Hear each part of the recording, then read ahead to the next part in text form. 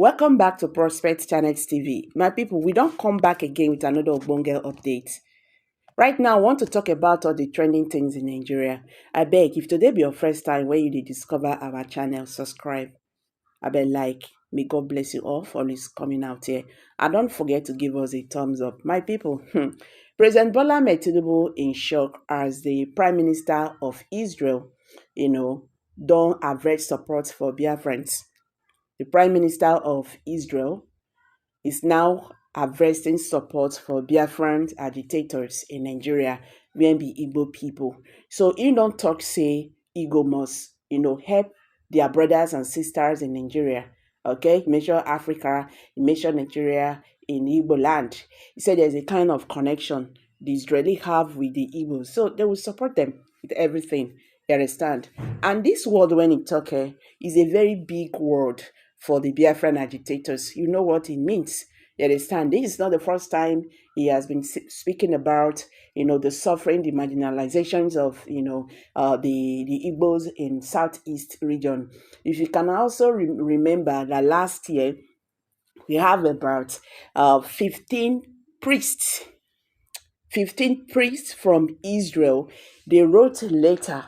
Can I say a letter of warning, of asking President Bola Tinubu to release a man called Nnamdi Kanu, who is currently in Nigerian detention. Yes, they did that, and they visited Southeast region, and they spent like 4 days in Southeast. So they asked President Bola Tinubu, he said, we will not beg again. This is the last time we are giving you warning, Nigerian government, to release Nnamdi Kanu. At least people don't talk, people don't beg.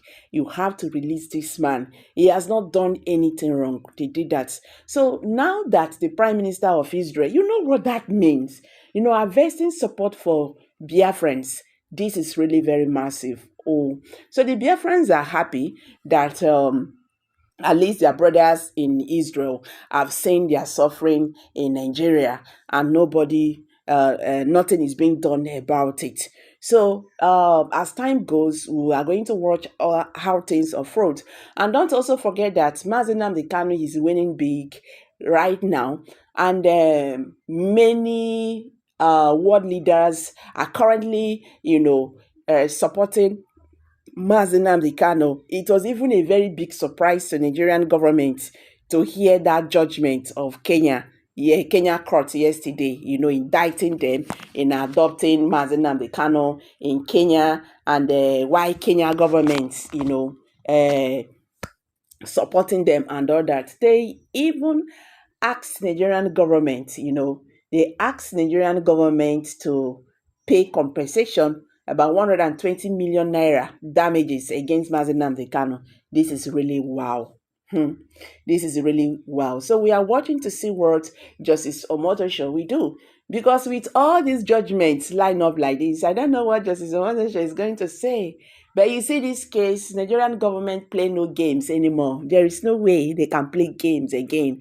The time of movie, it don't end.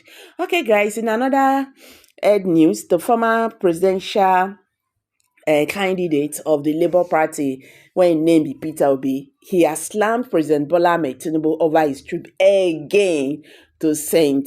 Lucia, Brazil, describing it as ill-timed and insensitive to the realities facing millions of Nigerians. In a statement he titled, "No, Mr. President, this is not the time for holidaying," and posted on his verified X, formerly Twitter account on Saturday.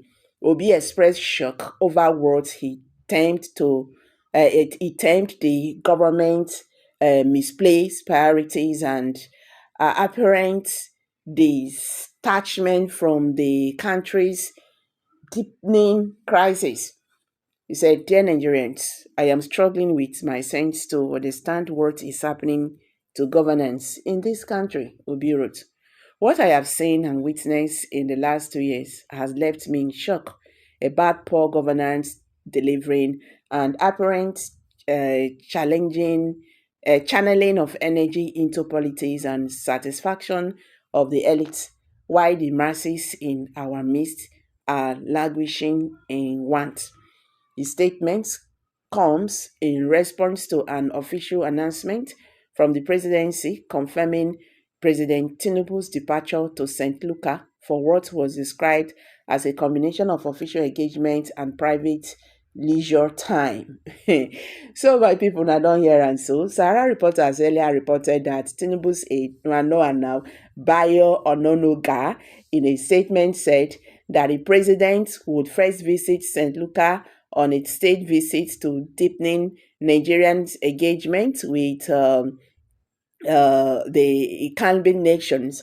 According to the release, Tinubu would thereafter fly to Brazil to participate in the 17th summit of BRICS in Rio de Janeiro, Brazil from July 6 to 7, 2025.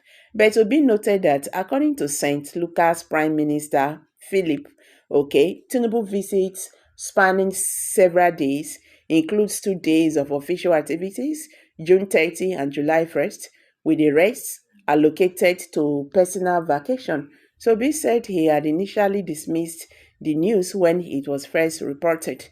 He said, in the past 2 years, Nigeria has lost more people to all sorts of criminality than a country that is officially at war. Without any plight, Nigeria ranks among the worst insecure places in the world.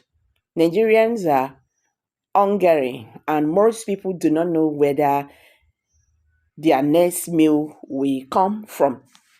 With such a glory picture of one's country, you can imagine my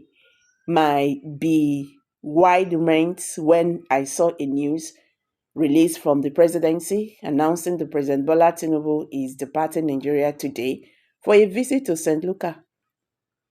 The presidency release mainly confirmed an earlier news report since last week, where the Prime Minister of the Caribbean, Philip J, announced at a pre-cabinet press briefing on Monday last week, that President Bola Tinubu is expected to depart Nigeria on Saturday, June 28, 2025, for St. Lucia for official engagement and private leisure time.